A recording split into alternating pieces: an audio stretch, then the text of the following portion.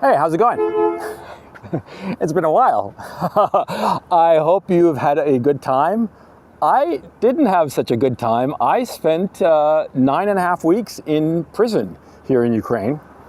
I've been out on bail since July 6th. Today is July 31st.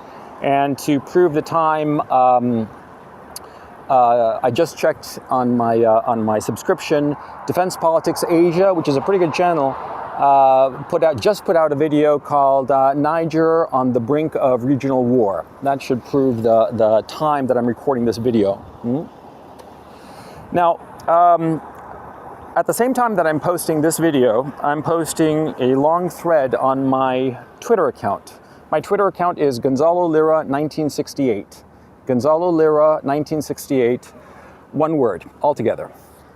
And in that, I discuss what has happened to me over the past 3 months in some detail. I also include the indictment against me that I'm going to be tried on. I'm going to be tried on Wednesday, August 2nd, the day after tomorrow, as a matter of fact.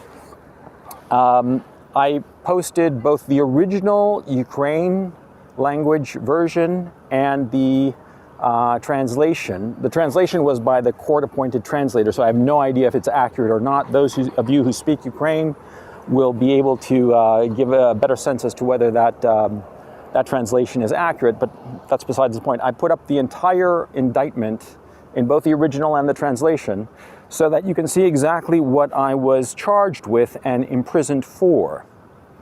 Now, the charges are very serious because the penalty is 5 to 8 years in a prison labor camp.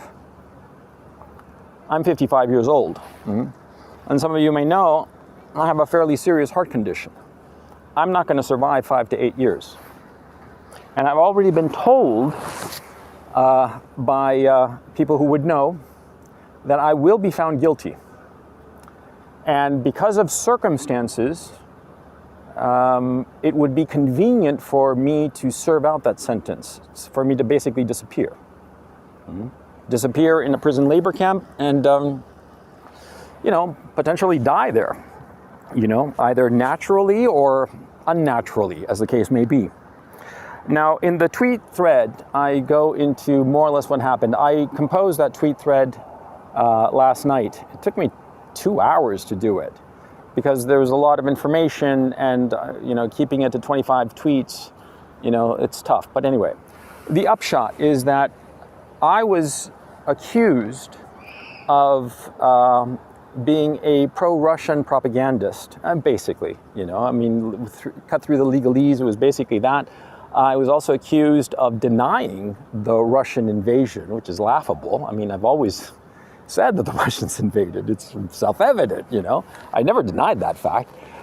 They said that I was justifying this invasion that was unprovoked, and of course, we all know that it was provoked. It didn't come out of the blue. It wasn't that the Russians one day decided, hey, let's just invade Ukraine.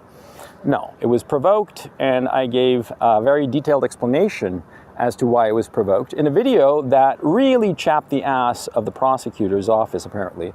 The video of mine called Ukraine a Primer, which of course goes into the backstory and the history of relations between these two countries and why they wound up going to war as they are currently embroiled in.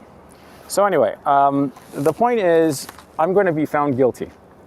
And because of things that happened, corruption and extortion that happened in prison against me, I will be found guilty. I will not get a suspended sentence. I will have to serve out my term and likely die in this prison labor camp. Shit. Sorry, hang on.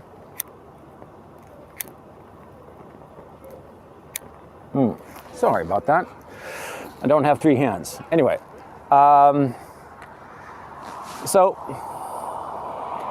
realizing that my court date is the day after tomorrow, and realizing some other information that was quite strange, I was granted bail after innumerable hurdles, because when I was originally arrested, I was nominally supposed to get a lawyer, have access to a lawyer, be able to call my loved ones and arrange for bail. Now, insofar as lawyers, I have lawyers up the wazoo. Insofar as loved ones, not as many as lawyers, but I have quite a few that I care about very deeply, most especially my small children. For those of you who don't know, I have 2 children. Veronica, who is 10, she just turned 10. She turned 10 while I was in prison. And my son Ramon, who is 8. And of course, I wanted to talk to them, but I was not allowed to speak to them during the entirety of my stay in prison. And of course, I wasn't allowed to post bail, even though I had the means to post bail. Now, let me explain that situation, which was very interesting. You see, nominally, on the first day that I was arrested, I could have posted bail. But I was not given the opportunity to do so, to contact the people who would have the cash available to post my bail. It wasn't that much, it was $11,000, which I don't want to sound arrogant. $11,000 is quite a bit of money for most people. I am blessed by the good fortune of having the means to put together that kind of money at a moment's notice. And so I could have posted bail on the very first day, but the authorities simply didn't allow me to do it, even though they said I could. Now, I was imprisoned briefly for 2 nights. I was in interrogatory prison number 1, that's the name of it. And then after that, I spent the remaining 9 weeks, exactly 9 weeks, in CISO prison, which is also an investigative prison. And that is a prison where individuals who have been accused of a crime are held while their case is investigated by either the police or the SBU who has arrested them. The SBU, for those of you who don't know, is the State Security Services of Ukraine. They are basically the descendants of the KGB, okay? So anyway, I wasn't allowed to post bail, and it was only through fairly heroic measures and a lot of pressure, political pressure from the government of Chile and apparently the State Department as well, because they didn't seem to like the fact that I wasn't being allowed to post bail. I spoke with representatives of the U.S. Embassy 3 times during the 9 weeks I was there. And they just gave me bromides. They made no effort to pull me out, you know. I mean, if only I'd been a black lesbian druggie or a transgender grifter, then maybe they would have done something. Well, no, if I'd been one of those 2 things, I would have been out instantly. But of course, since I'm not, and since a couple of people who would know have told me that Vicky Newland actually knows about me and hates my guts. So there you go. So anyway, the point is, there was the appearance of unfairness, so eventually I was allowed to post bail. But the bail conditions were very interesting because I had to surrender my passports. I had to wear an electronic monitor. I wasn't allowed to leave the city of Kharkov or the country. And they also confiscated, of course, all of my computers, my iPad, my iPhone. They also confiscated about $9,000 that I had as emergency cash, you know, the kind of cash you have around just in case of anything. Well, they confiscated that. And they confiscated a bunch of my documents, specifically my driver's license, my Chilean identity card, and the registration cards for my motorcycles. I don't own a car, by the way. And so I was told in no uncertain terms that I had to stay in Kharkov and not leave the city under any circumstances, and of course not leave the country. And I would get this ankle monitor, and I would have to surrender my passports. But when I posted bail and was released, my passports were returned to me.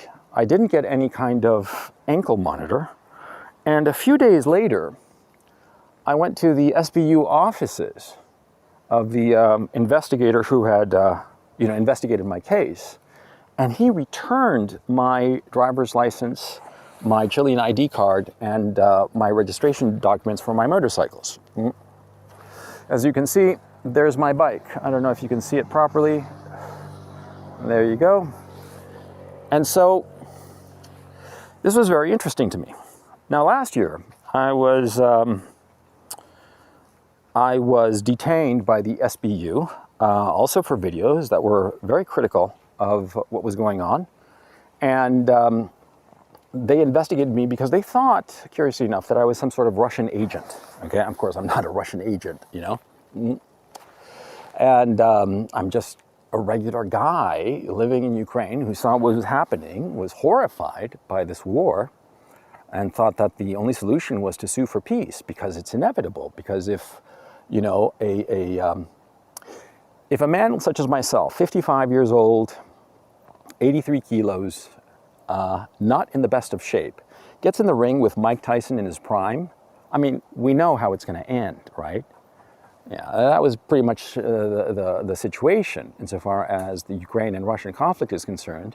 And perhaps I did not emphasize this enough in my videos, but the purpose of my videos was to point out how horrifying the war was, how detrimental to the Ukraine people and the Ukrainian nation it was, and the only solution was to find a peace settlement of some sort, of any sort, to prevent the complete destruction of the Ukrainian nation and the Ukrainian people. Well, that happened. About a third of the population of Ukraine has left the country. 20% of it is controlled and will be annexed by the Russians, and there's no doubt in my mind that they intend to capture much more territory of the Ukraine nation, probably up to the Dnieper River, and take everything east of it, and that will include Odessa, of course, and Ukraine will be broken. It's inevitable at this point, unfortunately. But anyway, the point that I wanted to make is that last year I was detained. I was investigated to see if I was a Russian agent. They realized I wasn't. And I was let go. But I was told in no uncertain terms that I could not leave the city or the country while my case was investigated. And me being a very law-abiding citizen, because the extent of my criminal career up to this point was that in New York City in the year 2000, I was living in Lower Manhattan, and I had a dog, and I would walk the dog without a leash. And one time I got a ticket, $50, which I didn't pay. That's the extent of my law-breaking career. I'm very much a person who believes in civil society and following the rules and following the law. And so I was told that I couldn't leave the country, I couldn't leave the city even, which I wanted to because I wanted to be near my family. So I was a good boy. Later in prison, in CISO, I told this to some of the other prisoners there, because they're not inmates, because none of them have been convicted. Their cases are all being investigated, and some of these investigations take years, plural. Okay, one man I knew had been there for, as he said very proudly, 3 years and 3 months. Another had been there 6 years.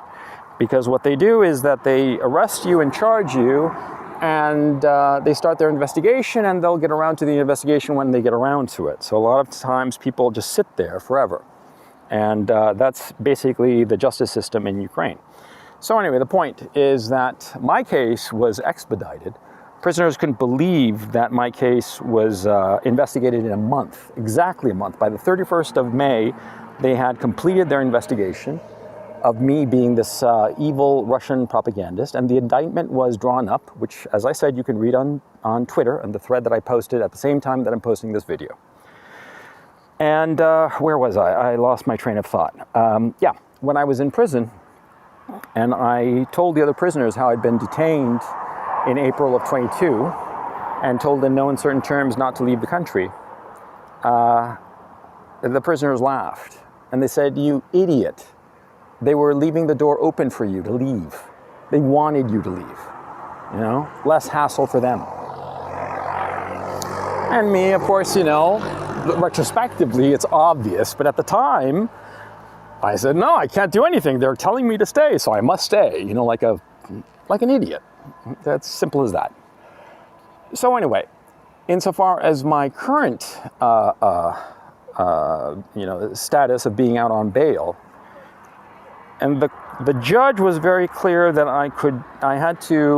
it was very explicit. I couldn't leave the city, I couldn't leave the country, and I had to surrender my passports. I have two, the American and Chilean.